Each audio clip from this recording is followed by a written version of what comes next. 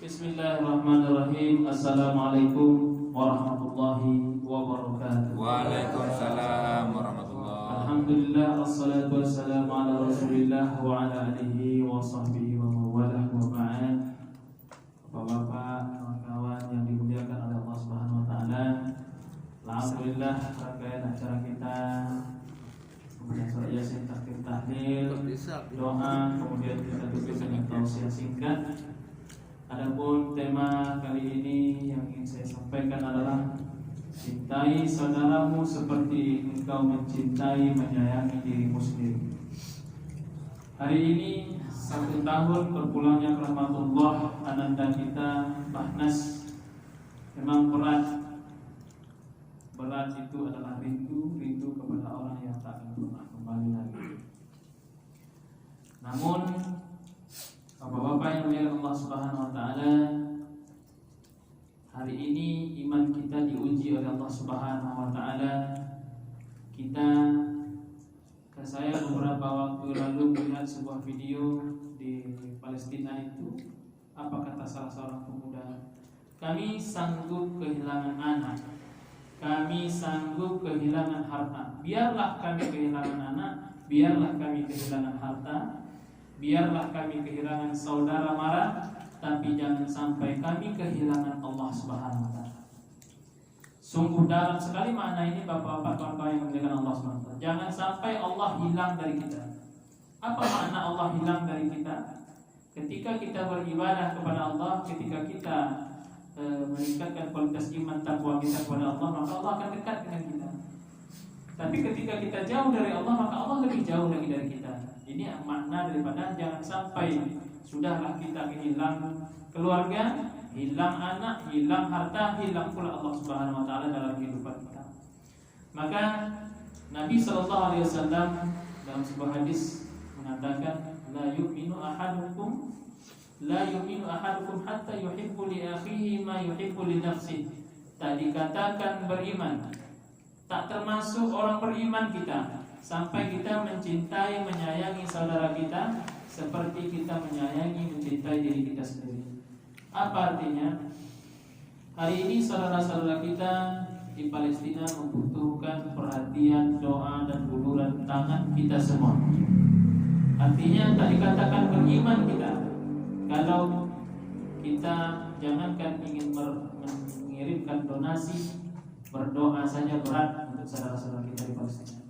Mereka benteng terakhir Masjidil Aqsa bukan milik mereka saja, tapi Masjidil Aqsa itu milik kita bersama. Ada beban moral kita bersama untuk sama-sama melindungi Baitul Maqdis Al-Aqsa itu. Maka daripada itu beban moral kita adalah kita orang Islam, kita memiliki Al-Aqsa, maka kita pula lah yang akan menyelamatkannya. Maka alhamdulillah tidak ada di antara kita yang mendukung Yahudi dengan segala macam produk-produknya. Hari ini boikot pun sudah dilakukan besar-besaran di seluruh penjuru dunia, terutama dunia Islam melakukan itu. Apa yang bisa kita lakukan? Begitu. Kita mungkin tak bisa berangkat ke Gaza mengangkat senjata, tapi dengan kekuatan kebersamaan ukhuwah Islamiyah yang kita punya hari ini, percaya atau tidak Bapak-bapak kawan-kawan yang dimuliakan Allah, semua saham produk-produk yang terafiliasi atau mendukung Yahudi dalam hal ini anjlok. McDonald-nya, KFC-nya dan lain sebagainya. Maka daripada itu apa yang bisa kita lakukan? Kita lakukan doa terbaik untuk saudara-saudara kita di Palestina. Nah, Nabi SAW sebutkan tak dikatakan beriman kita sampai kita mencintai saudara kita seperti kita mencintai diri kita sendiri. Nah, apa maknanya? Saudara-saudara kita di sana butuh bantuan dari kita.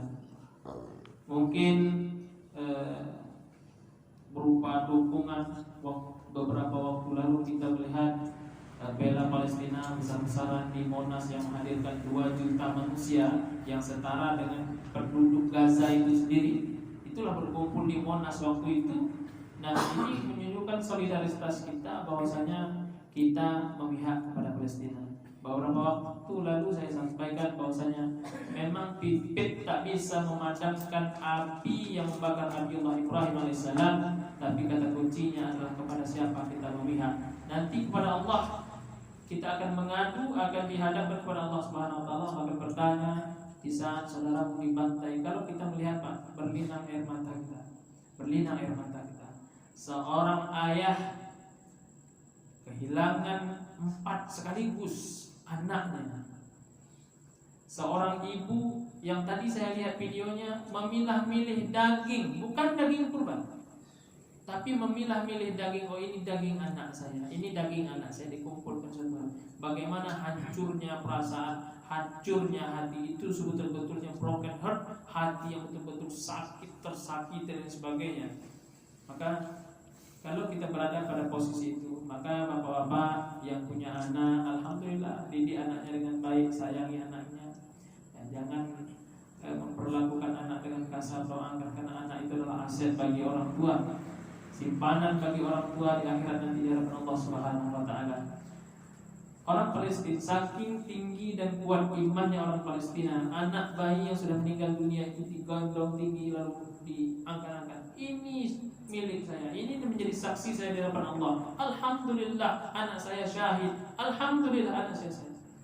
Belum ada saya melihat ada orang yang anak yang meninggal dunia diucapkan alhamdulillah, tidak. Itu tidak akan tercapai kalau iman tidak kuat.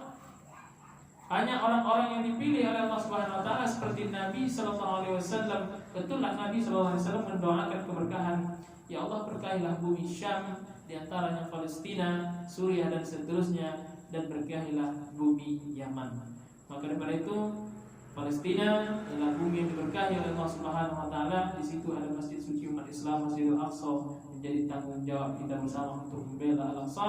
Maka jangan sampai terucap dari mulut kita. Ada beberapa orang di Indonesia ini yang terang-terangan saya mendukung Yahudi. Yahudi itu agama Pak, agama sukuisme. Artinya kalau sukunya Melayu takkan bisa dia jadi Yahudi, tak diakui kita. Tiba-tiba datang orang Melayu mengaku saya Yahudi tapi Melayu, tak terima. Yahudi pesek namanya. Tak terima. Orang Yahudi itu sukuisme. Kalau bukan suku dia tidak bisa dia menjadi agama Yahudi.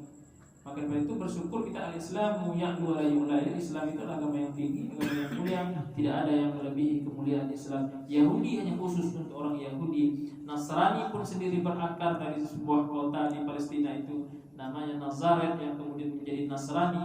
Tapi Islam tidak berakar dari sebuah kota, Islam tidak lahir karena sebuah suku, tapi Islam siapapun sukunya, apapun kotanya masuk Islam dia, maka dia orang Muslim, orang yang selamat. Mudah-mudahan saudara-saudara kita di Palestina tetap berada dalam hati kita, tak ada sedikit pun luntur semangat kita untuk membela saudara-saudara kita di Palestina. Minallah musta'an wa Assalamualaikum warahmatullahi wabarakatuh.